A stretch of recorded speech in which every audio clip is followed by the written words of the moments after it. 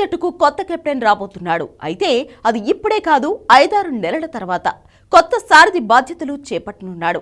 Border Gavaskar trophy వైఫల్యంపై BCCI చేసిన review meeting సందర్భంగా రోహిత్ శర్మ దీనిపై స్పందించినట్లు తెలుస్తోంది.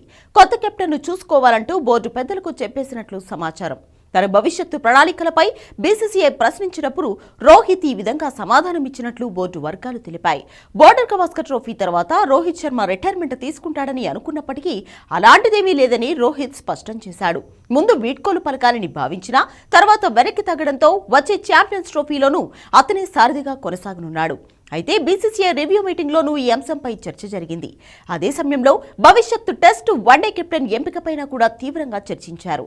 ఈ నేపథ్యంలోనే సారథిగా తాను కొన్ని నెలలు కొనసాగుతానని రోహిత్ చెప్పినట్లు వార్తలు వస్తున్నాయి. అయితే కొత్త కెప్టెన్ గా టెస్టుల్లో బుమ్రాకు పగ్గాలు అప్పగించాలని గత కొంతకాలంగా డిమాండ్లు వినిపిస్తున్నాయి.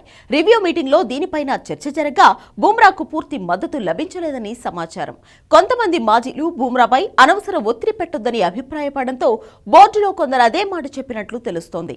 పైగా బుమ్రా తరచుగా గాయాల బారిన పడుతుంటాడని, అందుకే పూర్తి స్థాయి పగ్గాలు అప్పగించడం పైన కొందరు విముఖత చూపినట్లు బోర్డు వర్గాలు వెల్లడించాయి. ఆస్ట్రేలియా పర్యటనలో తాత్కాలిక కెప్టెన్ గా వ్యవహరించిన బుమ్రా సిడ్నీ టెస్ట్ మధ్యలో వెన్నునొప్పి కారణంగా వైదొలగాల్సి వచ్చింది. ఇదే కారణంతో ఇప్పుడు ఛాంపియన్స్ ట్రోఫీలోనూ ఆడడంపై అనుమానాలు మొదలయ్యాయి. ఫిట్నెస్ సమస్యలు ఉన్న అతనికి పూర్తి స్థాయి కెప్టెన్సీ బాధ్యతలు అప్పగించడం సరైనది కాదని కొంతమంది అభిప్రాయపడ్డారని తెలిసింది. ఈ నేపథ్యంలో బీసీసీఐ రోహిత్ వారసుడి వేటను కొనసాగించే అవకాశం ఉంది. ఛాంపియన్స్ ట్రోఫీ తర్వాతే దీనిపై క్లారిటీ వస్తుందని బోర్డు వర్గాలు చెబుతున్నాయి.